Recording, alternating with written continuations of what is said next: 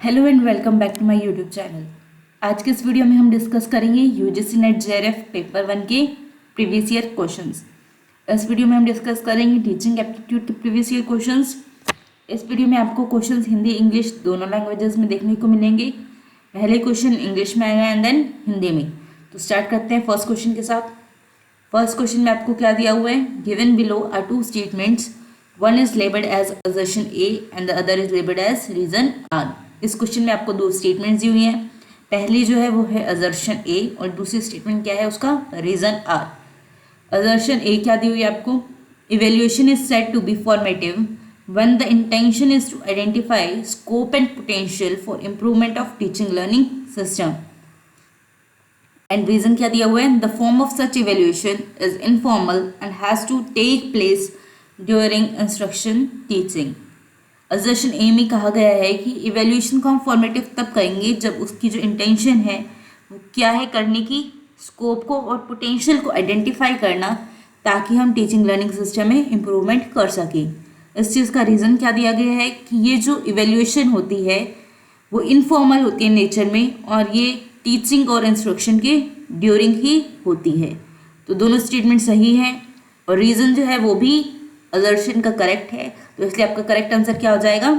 Both A and R correct and R is the correct explanation of A. Hindi में देखते हैं अभी इस क्वेश्चन को। नीचे दो कथन दिए गए हैं, एक को अभिकथन ए के रूप में लेबल किया गया है और दूसरे को कारण आर के रूप में लेबल किया गया है। अभिकथन ए क्या है? मूल्यांकन को रचनात्मक कहा जाता है जब इरादा शिक्षण अधिगम प्रणाली में सुधार के लिए गुंजाइश और क्षमता की पहचान करना होता है। कारण क्या दिया हुआ है आपको इसका? इस तरह के मूल्यांकन का रूप अनौपचारिक है और निर्देश शिक्षण के दौरान होना चाहिए। इसका करेक्ट आंसर भी क्या है? ए और आर दोनों सही हैं और आर जो है ए का सही स्पष्टीकरण है। नेक्स्ट सेकंड क्वेश्चन देखते हैं। In the cognitive domain of teaching learning objectives which will be characterised as a higher type of learning outcomes.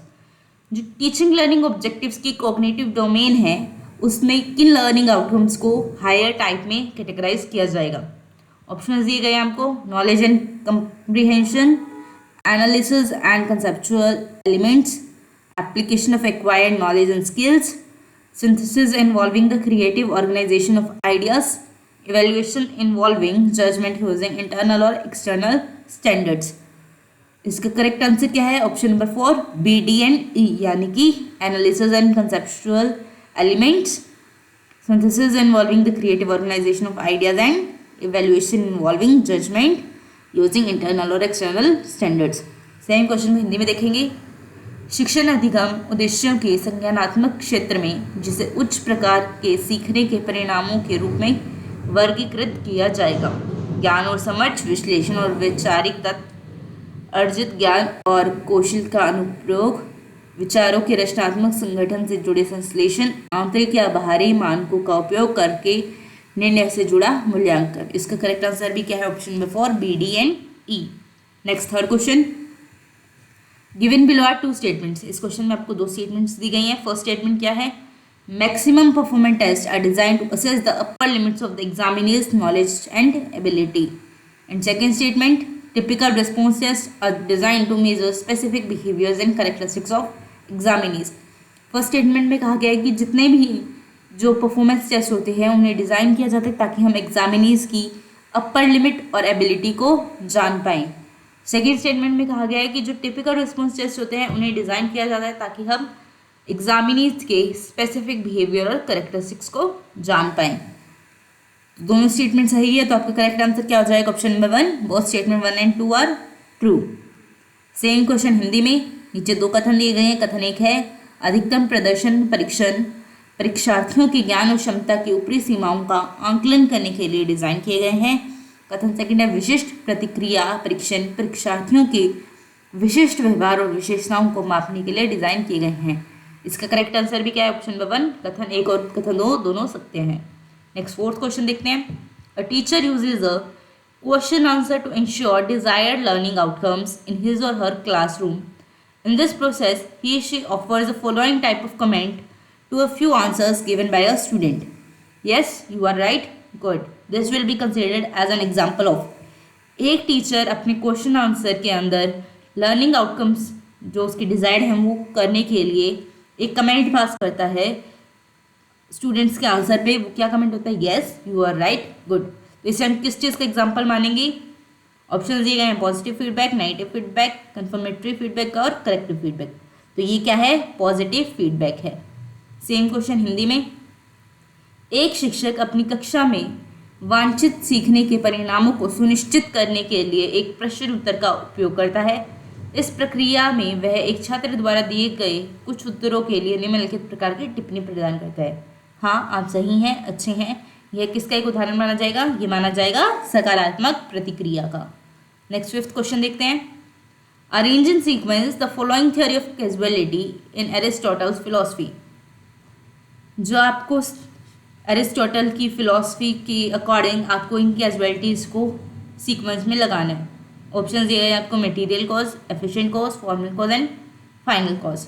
इसका करेक्ट आंसर क्या? ऑप्शन नंबर 1, यानी कि पहले आएगा मटेरियल कॉज, उसके बाद formal cause, then efficient cause and last में final cause.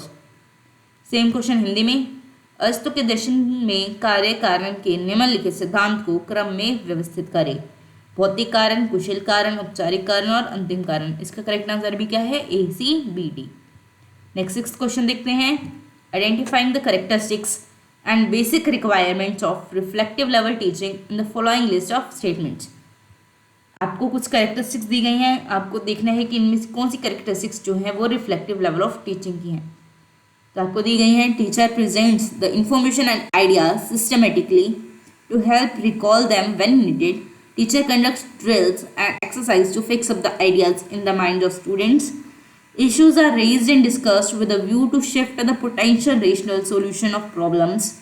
Teacher asks students to give examples and parallel ideas.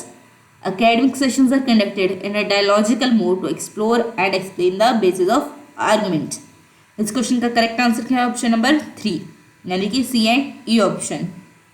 तो रिफ्लेक्टिव लेवल ऑफ टीचिंग की कौन सी करेक्टरिस्टिक्स थी? सी और ई, यानी कि issues are raised and discussed with a view to shift the potential rational solution of problems, and academic sessions are conducted in a dialogical mode to explore and explain the basis of argument. Same question को हिंदी में देखेंगे। कथनों की निम्नलिखित सूची में चिंतनशील स्तर के शिक्षण की विशेषताओं और बुनियादी आवश्यकताओं की पहचान करना। शिक्षक जानकारी और विचारों को व्यवस्थित रूप से प्रस्तुत करते हैं ताकि आवश्यकता पड़ने पर उन्हें याद करने में मदद मिल सके।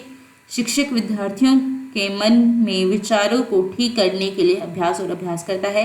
समस्याओं के संभावित तर्कसंगत समाधान को बदलने की दृष्टि से मुद्दों को उठाया जाता है और उन पर चर्चा की जाती है। शिक्षक छात्रों को उदाहरण और समांतर विचार देने के लिए कहता है। तर्कों के आधार का पता लगाने और इसकी व्याख्या करने के लिए शैक्षिक स्तर संवादात्मक मोड में आयोजित किए जाते हैं। इसका करेक्ट आंसर भी क्या है? C and E. Next 7th question देखते हैं। For effective teaching which of the following is a key behaviour. Effective teaching के लिए इनमें से कौन सा बिहेवियर जो है वो की यानी कि इंपॉर्टेंट बिहेवियर है? ऑप्शन दिए गए हैं आपको। Encouraging students to elaborate their own answer or that of other students, summarizing what was told by a student, teachers give comments for the purpose of organizing what is to come, and making ideas clear to learners who may be at different level of understanding. इस क्वेश्चन का correct answer क्या है? Option number 4, making ideas clear to learners who may be at different level of understanding. Same Hindi में। प्रभावी शिक्षण के लिए निम्नलिखित में से कौन सा एक महत्वपूर्ण व्यवहार है? इसका करेक्ट आंसर क्या है? शिक्षार्थियों के लिए विचारों को स्पष्ट करना जो समझ के विभिन्न स्तर पर हो सकते हैं। Next 8th question. Which of the following strategies of teaching and learner centred.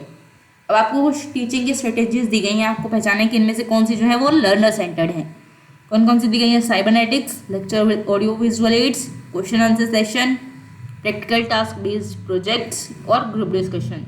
इसका करेक्ट आंसर क्या है? Option number 1 A and D, यानी कि cybernetics and practical task based projects. Same Hindi में। शिक्षण की निम्नलिखित रणनीतियों में से कौन से शिक्षार्थी केंद्रित हैं? साइबरनेटिक्स, ऑडियो विजुअल एड्स के साथ व्याख्यान, प्रश्नोत्तर स्तर, व्यवहारिक कार्य आधारित परियोजना या समूह चर्चा। करेक्ट आंसर क्या है? ए एंड डी, यानी कि साइबरनेटिक्स एंड व्यवहारिक कार्य आधारित परियोजना। नेक्स्ट 9th क्वेश्चन। Which of the following sequence correctly reflects the development of teaching support system in Indian higher education. इनमें से कौन सा सीक्वेंस जो है वो करेक्टली डिफाइन करता है टीचिंग सपोर्ट सिस्टम्स को? तो करेक्ट आंसर क्या है? Option number 2, aural, visual, audio visual and ICT based. Same Hindi में, निम्नलिखित में से कौन सा अनुक्रम भारतीय उच्च शिक्षा में शिक्षण सहायता प्रणाली के विकास को सही ढंग से दर्शाता है? करेक्ट आंसर क्या है इसका? ऑप्शन नंबर 2, मौखिक, दृश्य, श्रव्य और आईसीटी आधारित। नेक्स्ट 10th और आज का last question, in which of the following evaluation systems evaluation occurs informally during instructions? इनमें से कौन से इवेल्युएशन सिस्टम है जो इवेल्युएशन है वो इनफॉर्मली होती है? ऑप्शन दिए गए आपको, इवेल्युएशन है choice based credit system, evaluation through computer based testing, summative और फॉर्मेटिव।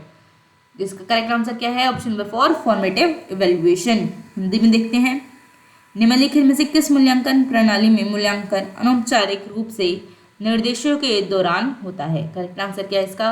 रचनात्मक मूल्यांकन। Thanks for watching. वीडियो अच्छी लगी तो वीडियो को लाइक, शेयर, कमेंट करना ना भूलें और अगर अभी तक आपने चैनल को सब्सक्राइब नहीं किया है तो चैनल को सब्सक्राइब करें और बेल आइकन को हिट करें।